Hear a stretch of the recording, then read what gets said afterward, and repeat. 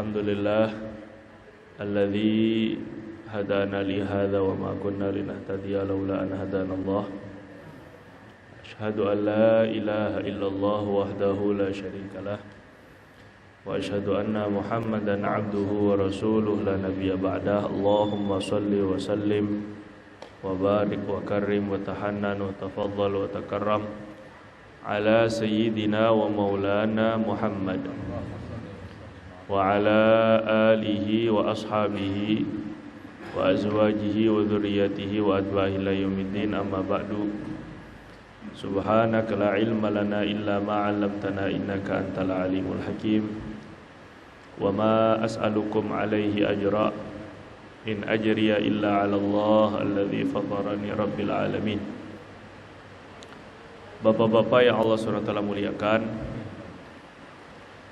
semoga Allah Subhanahu wa taala berkenan melimpahkan rahmat, maghfirah, ampunan, ijabah doa-doa kita sederas turunnya hujan pada malam hari ini. Karena Nabi bilang di antara waktu ijabah salasun yustajabu fihi da'wa du'a, ada 3 keadaan di mana doa itu diijabah oleh Allah Subhanahu wa taala. Yang pertama indas safar, ketika melakukan perjalanan. Ketika kita ada di perjalanan, doa-doa kita mustajab. Yang kedua indal malhamah, ketika perang di jalan Allah Subhanahu wa taala, berjuang di jalan Allah, maka doanya mustajab. Yang ketiga wa indal matar, ketika hujan. Nah, ini hujan ini rahmatnya Allah Subhanahu wa taala kepada muka bumi, sehingga Allah Subhanahu wa taala ijabah doa-doa kita. Amin ya rabbal alamin. Kita lanjutkan kajian fikih kita sampai kepada tasyahud udah ya Pak? Salam juga udah ya? Kayaknya udah.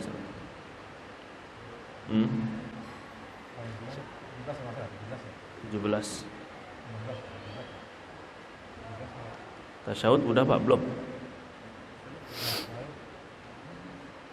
Duduk di antara sujud sudah pasti. Tasyahud udah belum?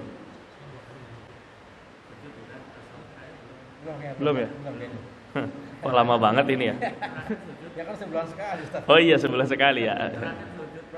Astagfirullah. Terakhir duduk di antara 2 sujud itu ya. Oke, berarti halaman 17. Ini saya agak percepat digabungin dengan salam ya Pak ya, biar cepat, biar pembahasan sholat, rukun sholat khususnya selesai. Bismillahirrahmanirrahim. Rukun sholat dibagi menjadi 4. Ini jangan sampai lupa ya Pak ya. Kewajiban yang wajib kita lakukan minimal dalam sholat itu 4 perkara. Yang pertama, kewajiban rukun yang berkaitan dengan hati, yaitu niat.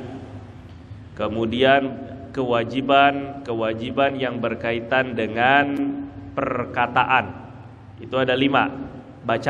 Bacaan yang wajib dalam sholat 5. Takbiratul ihram, suratul fatihah, kemudian bacaan tasyahud akhir, sholawatnya, sholawat minimal Allahumma shalli ala Muhammad, nanti dengan salam sekali, assalamualaikum, itu yang diwajibkan. Kemudian yang ketiga, wajib rukun yang berkaitan dengan perbuatan, berdiri, ruku, i'tidal, sujud, duduk tasyahud akhir, 6.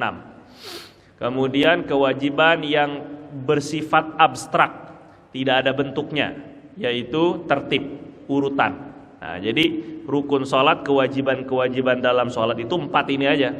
Baca surahnya sunnah, baca tasbihnya sunnah, tahiyat awalnya sunnah, salam yang kedua sunnah, itu kunut sunnah, enggak diwajibkan. Nah, ini kita fokus kepada yang wajib. Berikutnya adalah bacaan dan duduk tasyahud akhir.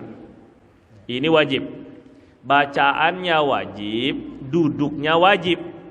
Karena bisa jadi ada orang yang duduk tapi nggak baca. Misalnya lagi ngantuk. Wah, ini dia biasanya ini subuh imamnya enak lagi suaranya, tambah saat ketika tasyahud lama hening itu. Kok hening bukan khusyuk, bukan. Ternyata hilang dari kesadaran ini ya. Tiba-tiba imamnya assalamualaikum warahmatullah. Dia ikut salam ini kadang-kadang ini. Nah, ini dia. Apalagi anak-anak, Pak. Remaja maksud saya. Santri itu ya. SMP kelas 1, kelas 2 ini luar biasa ini, perlu diperingatkan. Jangan ikut salam kalau belum selesai bacaan tasyahudnya, minimal sampai Allahumma sholli ala Muhammad, itu minimal. Kalau nggak diperingatkan kayak gitu, mereka itu ya salam ya ikut salam, padahal tasyahudnya belum beres. La ilaha illallah. Nah, ini takut kebawa sampai gede, akhirnya begitu, jadi udah bapak-bapak tetap ya, tidur mah tidur aja ya, karena ngantuk itu tidak melihat usia tuh ya, tetap aja ngantuk. Terus kemudian serta sholawat kepada Nabi. Nah, sholawatnya juga wajib. Ini tasyahud akhir. Untuk tasyahud awal ini tidak wajib. Bapak sengaja sholat nggak mau tasyahud awal sah, tapi jelas kurangnya banyak. Di sisi Allah juga banyak banget kurangnya. Gajinya pasti beda dong sama yang kerjanya lebih. Ya Pak ya. Nah, jadi Nabi itu pernah kelupaan tasyahud awal. Nabi kelupaan tasyahud awal. Maka ketika diingatkan oleh para sahabat, Nabi ganti dengan sujud sahwi. Maka kata ulama, kalau tasyahud awal itu wajib, tentu Nabi lakukan dulu, ulang dulu, karena wajib nggak bisa tergantikan dengan yang lain. Jelas ya Pak ya? Tapi karena Nabi nggak melakukan tasyahud awal, cuma ganti dengan sujud, bermakna tasyahud awalnya sendiri tidak wajib. Cuma ini kalau kita lihat imamnya tasyahud awal, sekali lagi ya, imamnya tasyahud awal, maka bapak-bapak yang jadi makmum ini harus ikut tasyahud awal. Misalnya karena keenakan imamnya atau karena lupa, terus takbirnya tuh panjang, Allahu Akbar. Karena kita enak dengar takbirnya imam, dikirain imamnya berdiri. Gara-gara imamnya takbirnya kepanjangan. Kan mestinya dari sujud ke duduk tuh sebentar aja. Ini kok enak kali, panjang. Tiba-tiba pas sudah berdiri celingak-celinguk udah pada duduk. Nah, ini gimana makmumnya? Wajib duduk karena ngikuti imam. Tapi kalau imam, kebalikan nih sekarang, imamnya lupa tidak tasyahud awal, terus berdiri Allahu Akbar, makmumnya duduk mau tasyahud awal, lihat imam berdiri, maka makmum wajib berdiri, jangan maksain. Subhanallah, loh subhanallah gimana? Ini nggak ngaji ini pasti ini, yang subhanallah itu. Karena ini sudah berdiri, wajib. Tasyahud awal sunnah, nggak boleh turun kepada yang sunnah, sudah melakukan yang wajib. Berdiri itu wajib.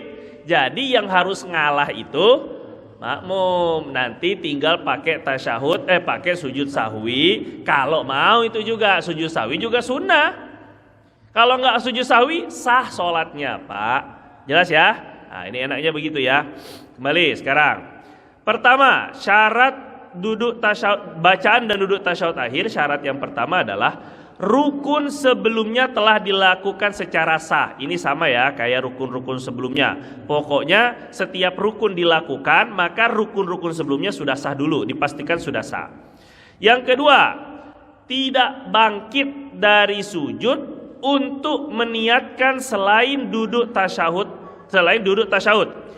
Bangkit dari sujud nggak boleh niatnya selain duduk tasyahud. Harus tujuannya duduk. Jadi kalau tujuannya bukan untuk duduk, maka harus kembali sujud dulu baru duduk.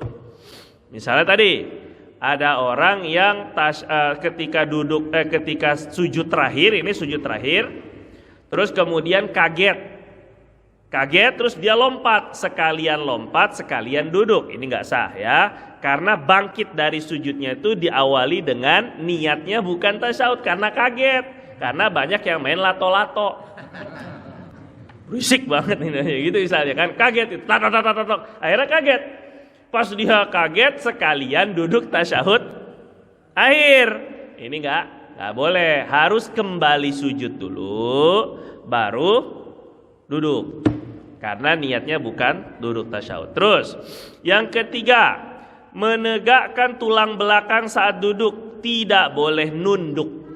Kalau hanya bungkuk nggak masalah karena khusyuk ya. Tidak boleh sampai nunduk. Nah, nunduk tuh seukurannya apa? Kemarin saya jelasin.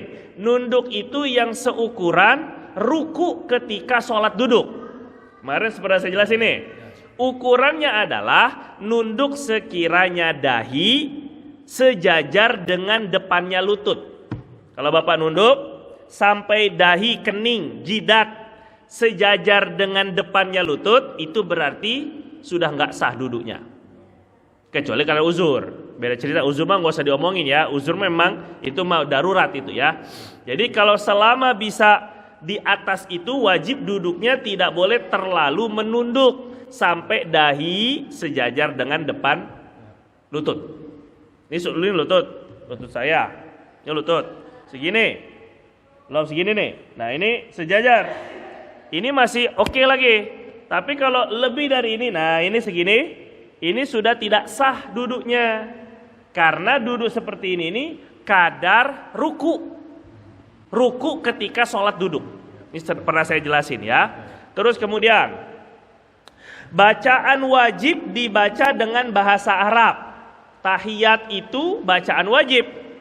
Jadi nggak boleh diganti dengan bahasa selain bahasa Arab. Sama kayak rukun khutbah. Sama rukunnya ya. Rukunnya nggak boleh diganti dengan selain bahasa Arab. Walaupun Bapak orang Jawa, orang Sunda, orang Manado, orang Irian, tetap aja ini nggak bisa dibilang kita ini Indonesia, lo nggak bisa gitu, nggak bisa. Ini mah agama, pokoknya ya. Dari sejak zaman dahulu itu ijma, kesepakatan ulama. Dari dulu sampai dari zaman Nabi sampai ulama-ulama mazhab, mereka berpencar-pencar ke seluruh alam, tetap tidak merubah bacaan tasyahudnya. Jadi nggak bisa dengan alasan nasionalisme terus kemudian diganti dengan bahasa Jawa misalnya, nggak bisa gitu ya. Nah tapi begini Pak, sayang banget kalau sudah bertahun-tahun sholat kita nggak tahu arti bacaan sholat kita. Sangat disayangkan loh Pak. Kita kan sedang ngobrol sama Allah ini. Apa enak kita ini ngomong sama orang yang nggak ngerti bahasanya, atau dia ngomong kepada kita tapi kita nggak ngerti, nggak enak. Komunikasi itu enaknya kalau sama-sama sefaham, begitu ya Pak ya. Terus kemudian Allah Subhanahu Wa Taala menyerupakan orang yang nggak paham dengan bacaan sholat seperti orang mabuk. Kata Allah, la taqrabus sholata wa antum sukara hatta ta'lamu ma taqulun. Jangan dekati sholat kalau kalian mabuk, sampai kalian faham dengan apa yang kita baca. Nah, jadi yang nggak paham dengan apa yang dibaca itu berarti sama seperti orang ngigo, orang mabok Pak. Nah sekarang kita udah dikasih umur berapa puluh tahun Pak sama Allah ini kan. Mau berapa tahun lagi hidup untuk memahami bacaan sholat. Karena salah satu jalan untuk bisa khusyuk, Allah itu menerima sholat kita tergantung kadar khusyuk kita. Nah terus gimana biasa khusyuk? Kalau dalam kitab Imam Ghazali itu Ihya Ulumuddin, ya khusyuk itu jalannya salah satunya adalah mentadabur, merenungi apa yang dibaca. Misal begini Pak, sampai begini Imam Ghazali itu, misalnya kita baca ilal ibili kaifa khuliqat, apa awalnya? Awalam yanzuruna, bukan, fahal yanzurun, afala yanzuruna ilal ibili kaifa khuliqat. Apakah mereka tidak memperhatikan bagaimana onta diciptakan? Itu mestinya orang yang khusyuk memikirkan unta. Jelas gak Pak? Kalau yang dibaca itu tentang onta, tapi pikiran kita tentang neraka, nggak khusyuk kata Imam Ghazali. Nggak nyambung namanya. Berarti dia nggak paham dengan apa yang dibaca. Berarti bukan khusyuk itu namanya. Begitu kata Imam beliau satu. Jelas nggak Pak kira-kira ini? Nah, berarti dimulai merenungi itu kan dimulai ketika paham. Nah, ini maka minimal Pak, bacaan-bacaan sholatnya kita pahami. Nanti ada bacaan tahiyat, nanti saya artiin. Minimal terjemahannya dulu. Kemudian surat-surat yang sering dibaca, surat-surat pendek, dipahami. Jadi sehingga baik kita jadi imam atau jadi makmum, bisa merenungi. Nggak bisa ngerenungin, minimal menerjemahkan dalam hati. Ini baru dicatat pahalanya oleh Allah Subhanahu wa taala. Karena Nabi bilang, inna ahadakum la yuktabu min salatihi nisfuha wa thuluthuha. Ada di antara kalian yang dicatat sholatnya cuma setengah. Ada yang dicatatnya seperempat, sepertiga, seperempat, seperlima, sampai sepersepuluh kata Nabi. Wala yuktabu min sholatil abdi illa ma'aqala minha. Yang dicatat dari sholat kita itu hanya yang kita fahami dari sholatnya. Ayo, nilai sholat kita tuh hanya yang kita fahami. Itu yang Nabi yang bilang, bukan saya ini. Tadi bilang radikal lagi. Enggak ini. Jelas ya Pak ya. Jadi ini introspeksi buat kita. Perbaikan sholat itu kan sampai mati ya Pak. Termasuk saya. Paham, tapi tetap aja nggak hadir hatinya. Yang nggak usyuk juga. Walaupun udah mengerti terjemahannya, artinya, tapi nggak hadir ketika sholat. Allahu Akbar. Maka tetap tidak ada nilainya. Na'udzubillah min dzalik. Semoga Allah terimalah ya kekurangan-kekurangan kita ini, semoga Allah terima. Tapi tetap nggak bisa hanya bersandar dengan doa. Bapak aja nyari rezeki nggak sadar sama doa. Ya kadang-kadang kita ini giliran urusan akhirat cukup dengan doa. Semoga Allah ampuni, amin. Tapi tobat mah enggak. Ini kan aneh. Tapi giliran rezeki mah enggak gitu, enggak. Doa mah iya, usaha juga harus. Nah, begitu lebih kurang. Lah hidayah juga gitu sama. Sebagaimana doa untuk hidayah, maka usaha untuk hidayah juga harus ada. Sebagaimana ingin dapat surga, maka usaha untuk surga juga harus ada. Sebagaimana biar dapat ilmu yang manfaat, tapi nggak ngaji, ya gimana dapat ilmunya? Boro-boro dapat manfaatnya, ilmunya aja nggak dapat kan, ilmu yang manfaat yang dicari ya. Kalau nggak ngaji, ini usaha tetap. Untuk perkara akhirat jauh lebih harus diusahakan berarti kan. Nah begitu juga dengan khusyuk. Begitu juga dengan penerimaan amal. Semoga amal kita diterima oleh Allah. Tapi nggak ada perbaikan. Ya itu maksudnya, doa mah tetap, ikhtiar harus. Begitulah kan kata kita ya. Nah sekarang maksudnya adalah walaupun tahiyat itu pakai bahasa Arab Pak, tapi jangan sampai kita nggak ngerti apa yang kita baca ya. Itu nanti kita akan bahas sedikit mengenai maksud dan tujuan tasyahud. Terus kemudian setiap menjaga yang kelima, tasyahud itu menjaga setiap huruf dan tasdidnya. Nah sama kayak Fatihah. Bahkan Sayyiduna Abdullah bin Abbas radhiyallahu taala anhuma itu beliau bilang, kami diajarkan tasyahud sebagaimana Rasul mengajarkan surat dalam Al-Quran. Quran tuh nggak boleh salah, tajwid panjang pendeknya nggak boleh salah, hurufnya nggak boleh salah. Nabi ngajarin kami tasyahud itu kayak gitu, nggak boleh salah. Jadi selain ada talaki itu ngaji gitu ya, setoran Fatihah, ada setoran tasyahud mestinya.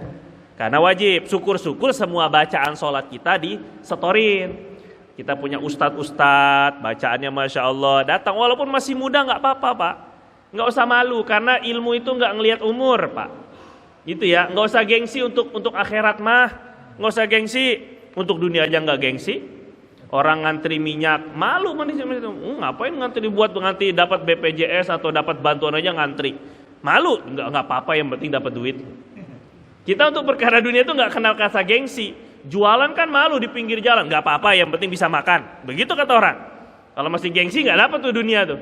Maka akhirat juga gitu, jangan gengsi Pak ya. Kalau misalnya ngelihat walaupun masih muda, tapi bacaannya bagus, walaupun anak kita sendiri, setoran aja.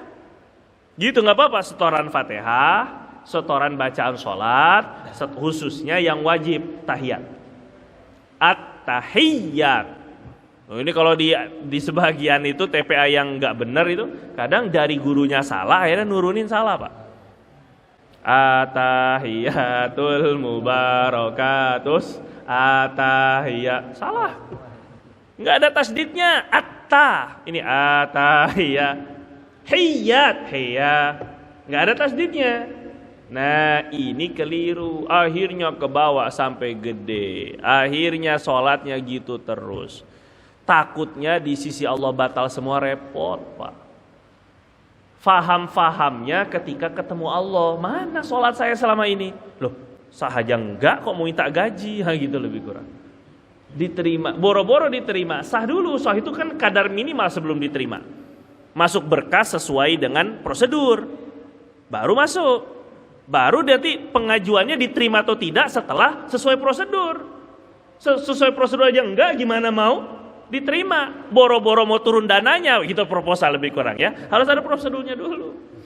Nah, gitulah lebih kurang. Jadi kita sangat berharap ya.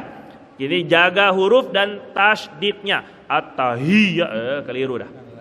Ada haknya lagi. Ini hak lagi. Innalillahi wa inna ilaihi raji'un.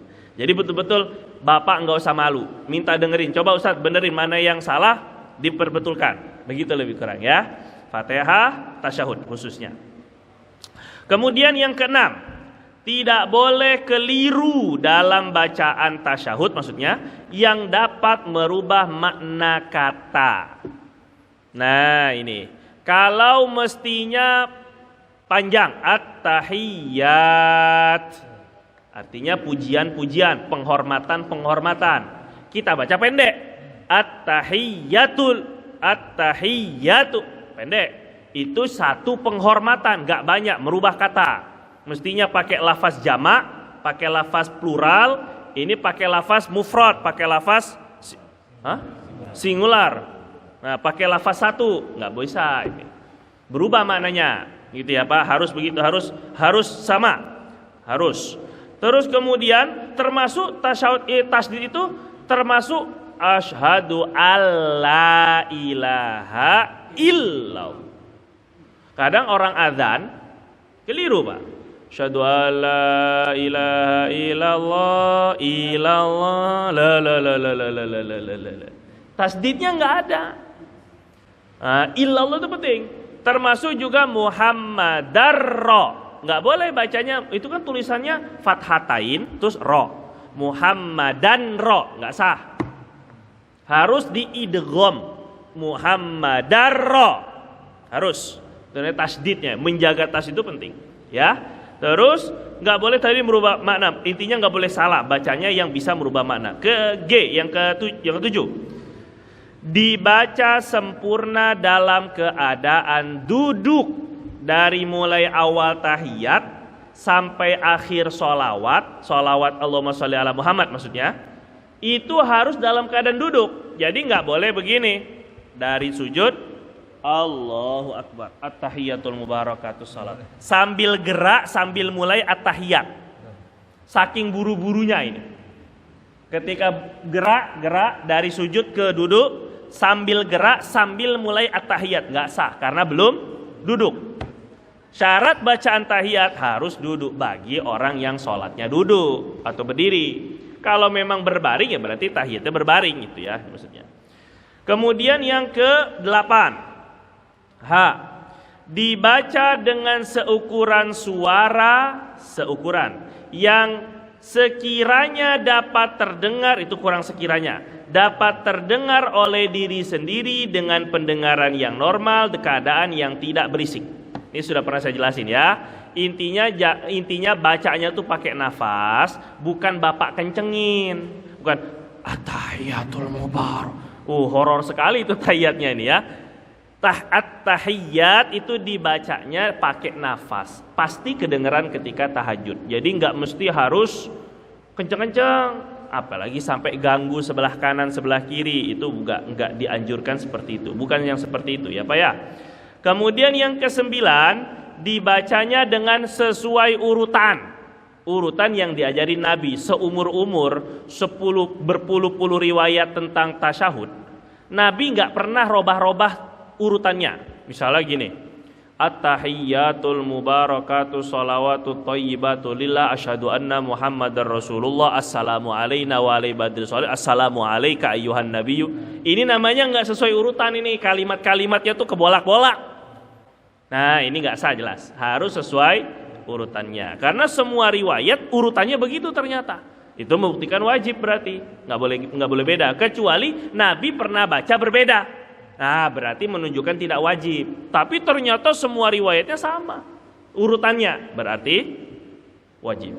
Yang ke-10, membaca sholawat minimal dengan lafaz Allahumma sholli ala Muhammad. Itu minimal banget, Sayyidina sunnah. Ya, lanjutannya wa ala ali Sayyidina Muhammad itu sunnah aba'ad. Kalau bapak enggak baca Allahumma wa ala ali Sayyidina Muhammad atau Allah wa ala ali Muhammad, bapak sunnah sujud sahwi. Tapi sunnah. Ya. Kama sholaita wa barakta dan seterusnya itu sunnah. Ya jelas ya sampai fil alamin. Innaka hamidun majid. Jadi kalau ada orang baru belajar mungkin baru masuk Islam, baru belajar sholat, enggak apa-apa diajarin yang pendek-pendek aja dulu, yang wajib-wajib. Takutnya kelibet-libet tuh kama barokta salam tak bingung akhirnya dia gitu muter-muter. Akhirnya ajarin yang wajib Allahumma sholli ala Muhammad wa ala ali Muhammad. Udah cukup. Ini kalau bagi pemula yang benar-benar berat lidahnya ini baru belajar sholat. Tapi kalau bisa yang panjang lebih bagus. Nah ini yang wajib dulu. Minimal sampai Allahumma sholli ala Muhammad. Misalnya bapak udah kebelet nggak kuat. Atau lagi ada tamu. Nah, mana yang kita dahulukan? Kita berpanjang-panjang doa, tapi tamu jadi nungguin lama. Tamu kah? Atau ada yang ada keperluan kah? Apa macam-macam ya. Pokoknya ada yang perlu dengan kita. Maka lebih afdol Pak memenuhi hajat orang lain. Nabi itu kalau lagi sholat sunnah, terus tahu bahwa ada orang yang lagi nunggu beliau percepat sholat sunnahnya. Lebih afdol melayani umat, melayani orang daripada sibuk dengan perkara sunnah, zikir sunnah, doa sunnah. Gitu Pak ya. Nah gitu. Terus kemudian jika tidak mampu duduk sempurna, maka melakukan duduk semampunya walaupun agak menunduk. Nah ini urutannya. Kan kalau berdiri nggak bisa sholat berdiri duduk. Nah ini kan tasyahud ketika nggak mampu duduk apa yang dia lakukan? Bungkuk. Bungkuk dulu. Mampu nggak bungkuk? Kalau nggak mampu bungkuk maka dilakukan dengan tidur miring. Kalau nggak mampu juga baru tidur telentang tasyahudnya. Kenapa kita bahas ini? Karena bahagian sholat itu terpisah-pisah asalnya. Jadi tidak mesti orang yang tidak mampu berdiri berarti duduk misalnya. Dia tidur misalnya dia tidak mampunya hanya berdirinya aja yang nggak mampu, harus tidur miring atau tidur terlentang. Belum tentu tasyahudnya harus tiduran juga, belum tentu. Kalau dia bisa duduk, wajib duduk Pak, gitu ya. Karena bahagian sholat itu terpisah-pisah ininya, rukunnya itu tersendiri, berdiri sendiri. Jadi bukan berarti kalau nggak mampu berdiri, akhirnya sholat duduk, semuanya duduk, belum tentu. Kalau dia mampu i'tidalnya berdiri, ya i'tidal berdiri. Gitu ceritanya. Jadi ukur kadar darurat sesuai dengan kadar kemampuan daruratnya. Kalau dia udah mampu ya berdiri tetap gitu ya. Terus jika tidak mampu membaca bacaan tasyahud. Kalau tadi tidak mampu duduknya. Kalau ini tidak mampu membacanya. Enggak hafal saya. Maka dan tidak mampu belajar. Jadi wajib belajar dulu. Enggak mampu baca tasyahud, belajar. Nggak mampu juga tulis, pakai bahasa Arab nggak bisa baca, pakai bahasa tulisan Melayu Latin, tulis tempel di depannya, pegang juga nggak apa-apa, atau ditalkin, udah kayak orang mau mati nih ya, talkin, at-tahiyat, boleh, ditalkin itu. Nah ini nggak mampu juga, tidak mampu baca nggak bisa, belajar juga nggak sempet karena waktunya udah mau habis misalnya. Itu contohnya. Misalnya maghrib baru masuk Islam, kan? Gitu contohnya. Udah mau keburu isya. Ini kalau dia nggak segera sholat maghrib nih, Nanti malah dosa karena meninggalkan sholat langsung. Jelas ya Pak? Maka bagaimana? Duduk diam seukuran bacaan tasyahud. Diam aja dia. Nah gitu lebih kurang. Ditalkin juga nggak bisa, belajar juga nggak bisa karena nggak sempet tadi waktunya, diam. Jadi bukan diterjemah, ya, bukan diterjemahkan, tapi diam. Minimal bacaan tasyahud. Nah ini minimal itu artinya wajib. Kalau nggak hafal tasyahud panjang, minimal sekali. Ini dikumpulkan sama ulama dari riwayat-riwayat, nggak main-main ini Pak. Ini bukan asal ngejeblak kalau bahasa orang Betawi ini ya. Bukan asal fatwa gitu, enggak. Ngumpulin dulu riwayat. Mana yang paling pendek dari semua riwayat itu, baru diambil ini minimal tasyahud tuh bacaannya kayak gini. Nggak boleh kurang, satu huruf pun, satu tasydid pun. Gimana bacanya? Ini. At-tahiyyatu lillah. Jadi sholawatut thayyibatul mubarakatuh, sholawatut thayyibat sunnah. Yang wajib at-tahiyyatu lillah langsung. Apa arti tahiyyatu lillah? Segala penghormatan hanya milik Allah. Maknanya tahiyat tuh gini, tahiyat tuh salam tuh tahiyat namanya, salam penghormatan. Atau kalau di kerajaan-kerajaan yang tahulah maksudnya, kerajaan-kerajaan Inggris misalnya, itu tahiyatnya penghormatannya dengan nunduk. Ada yang dengan berlutut, ada yang dengan ruku seperti orang Jepang, itu namanya tahiyat. Bahasa Arab ya. At-tahiyyah. Wah, ini jadi nyanyi itu jadinya ya. Nah, itu jadi lebih kurang. Itu at-tahiyyah artinya salam penghormatan. Nah, jadi at-tahiyyatu lillah, semua jenis salam penghormatan itu milik Allah. Baik yang dengan nunduknya, dengan rukuknya, dengan ucapannya, itu semuanya adalah milik Allah Subhanahu wa taala, gitu ya. Kenapa Pak begini? Ini ya kata ulama fikih ya. Karena ketika Nabi SAW datang kepada Allah, bertemu dengan Allah Jalla wa'ala di Isra wal Mi'raj, gitu ya. Kan kalau orang datang, salam dulu Pak. Mau salam gimana orang Allah yang punya salam? Salam itu arti kan keselamatan. Masa ya assalamualaikum ya Allah? Enggak mungkin. Salam keselamatan atasmu wahai Allah. Enggak mungkin. Loh, orang dia yang punya keselamatan kok kita doain. Nah gitu ceritanya. Maka Nabi ucap ini, at-tahiyyatu lillah. Pokoknya segala jenis salam penghormatan, gimana bentuknya, gimana modelnya, semua buat Allah deh.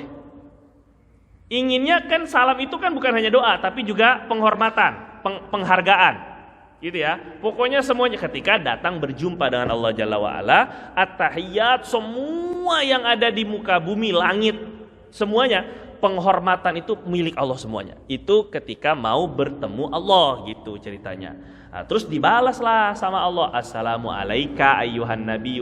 Walaupun hadisnya riwayatnya saya sampai sekarang belum dapat ya, riwayat dialog yang seperti ini, cuma disebutkan dalam kitab fikih, itu aja sih saya. Jadi bersandarnya itu ke kitab fikih, riwayat yang seperti ini. Cuma dalam kitab hadis itu saya belum dapat itu ya. Cuman yang jelas begitulah, nyambunglah ketika Nabi ucap at-tahiyyatul mubarakatuh atau at-tahiyyatul lillah, terus kemudian Allah baru ngejawab salamnya Nabi, assalamu alayka ayyuhan nabi, salam atasmu wahai Nabi warahmatullahi wabarakatuh.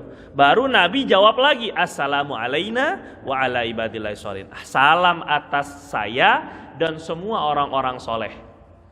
Nah, jadi ketika kita mengucap at-tahiyyatul lillah, ini hadirkan dalam hati, atau at-tahiyyatul mubarakatus sholawatut thayyibatul lillah, 4. Kalau di dalam riwayat Ibnu Abbas, at-tahiyyatul mubarakat, segala keberkahan, al-mubarakat, as-sholawat, segala solat, at-thayyibat, segala yang baik milik Allah. Berkahnya punya Allah, yang baik-baik punya Allah, solat kita milik Allah, segala penghormatan milik Allah, itu maknanya.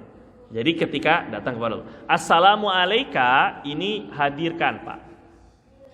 Bisa nggak kalau ketika kita mengucap assalamu alayka, kita berupaya, berusaha seolah-olah Rasul ada di depan kita, seolah-olah kita berziarah langsung ada di depan makam baginda Nabi.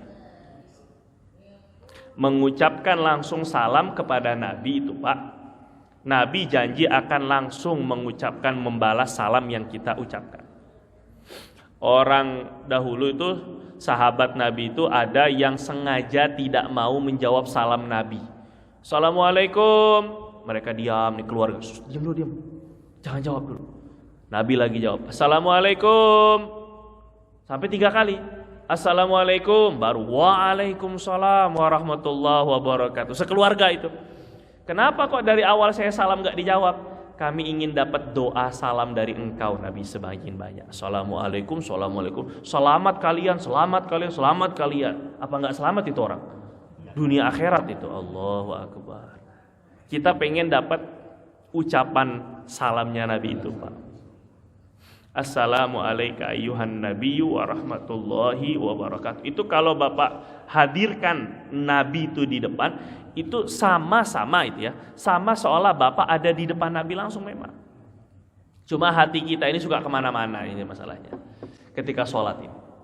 Padahal jadi ini dalil saat ketika kita maulid, kita berdiri seolah-olah. Saya nggak bilang nabinya hadir, seolah-olah Nabi hadir.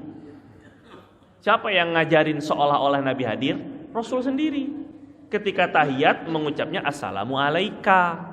Salam atas engkau, bukan assalamu ala nabi, bukan. Bukan salam atas nabi, bukan. Salam atas engkau, wahai nabi. Kan lagi ngobrol itu. Ayyuhan nabi, wahai nabi, salam atasmu. Berarti kita dituntut hati kita merasa seolah-olah nabi hadir. Dan begitulah maulid maksudnya. Kenapa berdiri? Kenapa salam itu? Kenapa orang sampai nangis? Bukan memastikan nabinya hadir. Kayaknya wallahu alam lah, kayak kita belum pantas lah dihadiri oleh Nabi SAW. Tapi setidaknya hati kita merasa seolah-olah Nabi hadir gitu Pak, kurang lebih ya. Nah jadi assalamu alaika ayyuhan nabi wa rahmatullah. Kemudian kita berkoneksi, kita berhubung dengan orang-orang soleh semuanya, wali-wali Allah, para syuhada, para ulama. Assalamu alaina wa ala ibadillahi sholih. Ini kita sedang berkomunikasi dengan orang-orang soleh di mana saja, kapan saja. Yang masih hidup, yang sudah meninggal dunia, itu semua dengan assalamu alaina wa ala ibadillahi sholihin sedang kita hubungi. Wali songonya, para habaibnya, para alim ulamanya, itu sedang kita hubungi itu dengan assalamu alaina wa ala ibadillahi sholihin. Nah setelah kita ada di hadapan Nabi, kita sudah terhubung dengan orang-orang soleh terdahulu maupun yang akan datang, maka kita baru mengikrar asyhadu alla ilaha illallah. Mengikrarnya di depan Nabi kayak apa Pak? Seolah-olah itu syahadat itu kita ucapkan di depan Rasul. Ini dalam Pak, dalam ini kalau Bapak ini bisa nangis-nangis itu kalau asyhadu alla ilaha. Seolah kita ini, saya ini baru masuk Islam di depan Nabi itu. Mengikrarnya itu di depan Nabi. Allahu Akbar. Luar biasa ya. Wa anna Muhammadar Rasulullah atau Muhammadan abduhu wa rasuluh itu boleh. Ya. Kemudian untuk salat Allahumma sholli ala Muhammad. Jadi minimal tahiyat ini enggak boleh kurang. Jelas ya Pak? Kemudian kita lanjut salam. Yang ke-10 di halaman selanjutnya adalah membaca salam sekali. Ini wajibnya. Yang kedua sunnah. Jadi kalau sudah keburu kentut kelepasan, habis salam pertama keburu pes aja, udah ditahan-tahan, maka udah nggak sunnah lagi baca salam yang kedua. Nggak batal Pak, sah. Karena kan udah salam yang pertama. Iya. Jadi salam yang pertama ini yang wajib ya. Disyaratkan yang pertama, rukun sebelumnya telah dilakukan secara sah, itu sama. Yang B, yang kedua, tidak boleh kurang atau mengganti dari bacaan salam minimal. Assalamu alaikum. Itu titik. Minimal tuh assa. Gak boleh assalamu alaikum. Ini kadang-kadang kan sebagian siswa-siswi sekolah memberi salam nggak ada tasdidnya. Ini gimana kok letoy begini ini ya? As-salah itu baru benar, tasdidnya harus ada. Nah, assalamu alaikum itu minimal. Kemudian tanpa memutus antara dua lafaz. Assalamu alaikum ada putusnya tuh, nggak sah. Harus Sambung. Assalamu alaikum. Nggak boleh putus. Kalau putus nggak sah. Luar biasa ini. Terus C. Tapi sunahnya kita tambahin wabarakatuh. Assalamualaikum warahmatullahi wabarakatuhnya nggak sunnah kecuali dalam sholat gaib. Ya, sholat gaib atau sholat jenazah sebagian ulama sunnah menambahkan wabarakatuh. Selain itu tidak dianjurkan, tidak disunahkan pakai wabarakatuh ketika kita sholat. Ya, terus yang C, membaca salam dalam keadaan duduk. Ini tadi ya. Dan menghadap kiblat dengan dada. Nggak boleh assalamualaikum. Nah ini. Padahal belum tapi dada kita udah balik. Nggak sah. Makanya sunnahnya assalamualaikum ke depan dulu, baru warahmatullah. Dan hanya kepala yang noleh.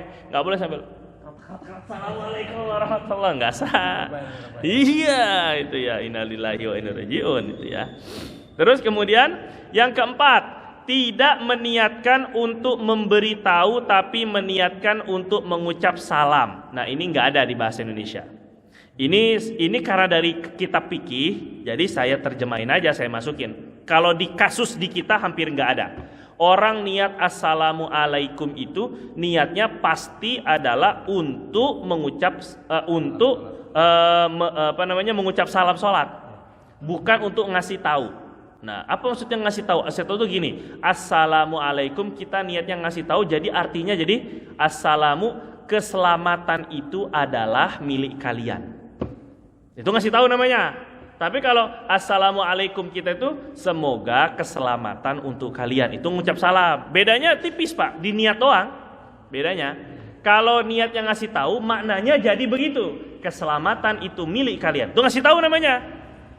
Ngasih tahu kan, keselamatan adalah milik kalian. Ngasih tahu. Tapi kalau salam, kita ngucap salam, semoga keselamatan untuk kalian. Bedanya tipis ya Pak? Tipis bedanya. Nah, kalau pakai bahasa Arab bisa begitu, diniatin dua. Tapi kalau orang Indonesia nggak ada, ngerti juga nggak kadang malah ini ya.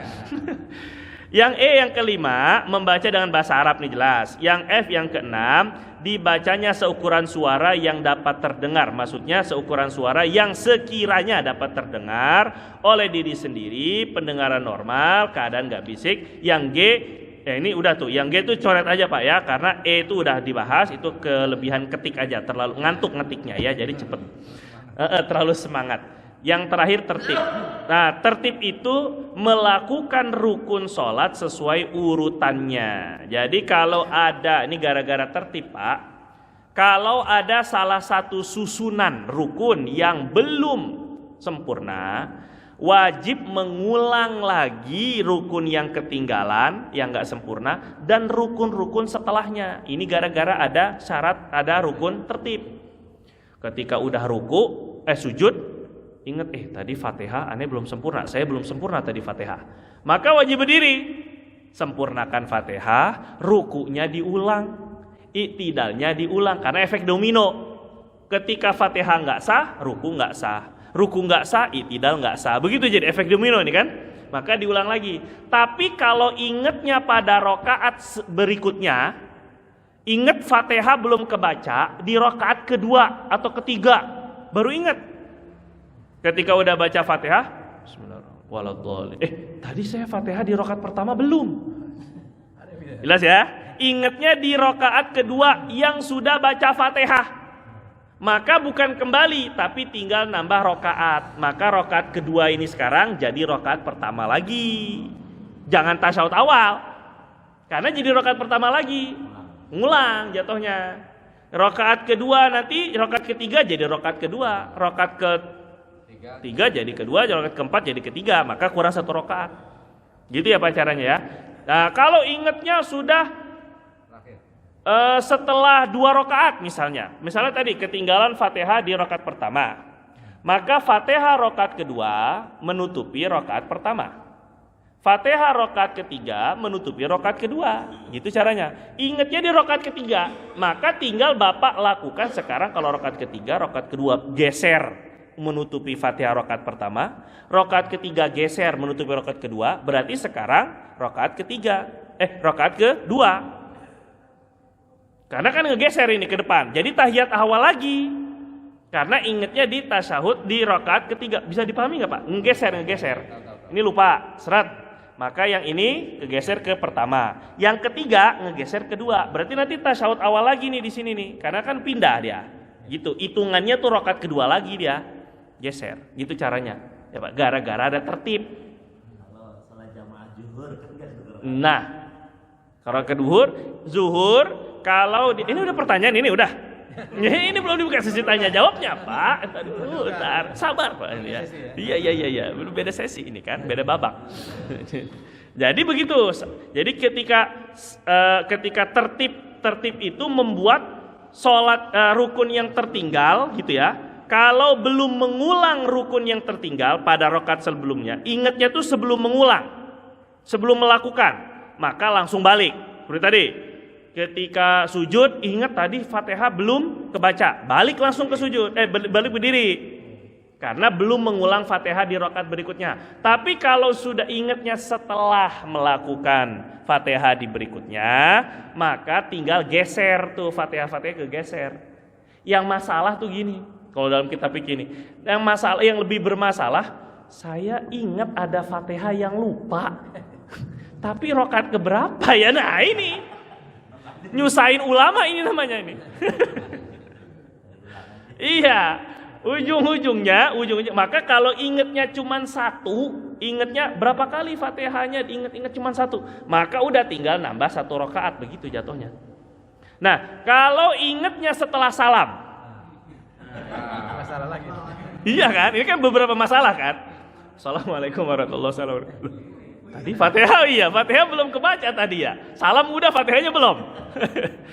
Maka kata ulama, kalau dekat waktunya, dekat dari mengingat tuh dekat, belum lama, maka langsung nambah satu rakaat aja. Satu rakaat doang, karena ngegeser tadi, Fatihahnya ngegeser semua ya. Berarti kurang satu rakaat doang. Ulangi Fatihah, tambah terus semuanya, ruku, i'tidal diulang semuanya ya, sampai tasyahud lagi, salam lagi. Tapi kalau udah kelamaan, udah sallallahu ala Muhammad, udah salah. Iya, jadi diulang 4 rakaat jadinya. Kalau udah sallallahu, udah kelamaan nih, udah Allah manta salam, udah segala macam, baru ingat Fatihah belum kebaca tadi. Ada yang ngulang sholat dari awal itu.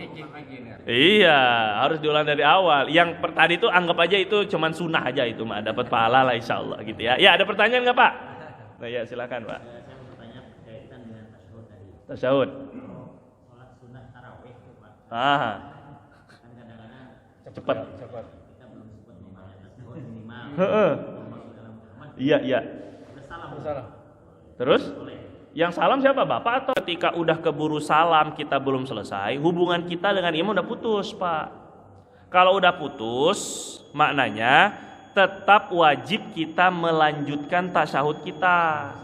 Karena kan wajib, gitu kan? Udah nggak ada hubungan, imam nggak ini. Bahkan begini misalnya ketika sholat kita bengong kayak tadi itu Bapak, sholat zuhur misalnya, bengong kan karena diem kan? Kita kelupaan baca Fatihah, tapi pribadi, bukan imam yang lupa, kita yang lupa, makmum. Imam selesai salam, kita wajib nambah 1 rakaat. Gitu. Karena wajib. Berdiri. Imam salam, jadi kita sholat 5 rakaat.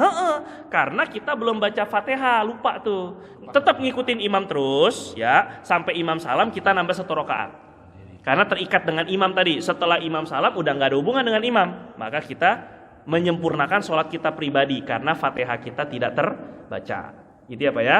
Nah, tasyahud juga begitu sama. Imam udah salam, lanjutin terus ininya tasyahudnya sampai selesai begitu ya. Kemudian yang kedua, Azan.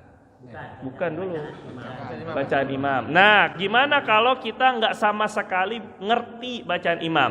Tadi itu adalah bentuknya itu bentuk motivasi, Pak. Motivasinya kita ini kalau sholat ya mbok dipahamilah gitu. Kata ulama tuh sampai begini Pak ya. Kalau urusan zikir nggak ngerti bacaannya sama sekali, dalam kitab Hasyiah Qalyubi, Imam Qalyubi itu bilang gitu. Kalau sama sekali ketika zikir kita nggak sama sekali paham, secara umum nggak paham, secara detail apalagi nggak paham, maka zikirnya nggak dapat pahala. Beda sama Quran. Kalau Quran, paham nggak paham tetap berpahala. Nah, jadi kalau seketika kita dengerin imam, terus memang kitanya memang belum paham apa yang dibaca ataupun nggak ngerti terjemahannya, maka kita bayangkan lafaz Allah aja. Alif, lam, lam, ha.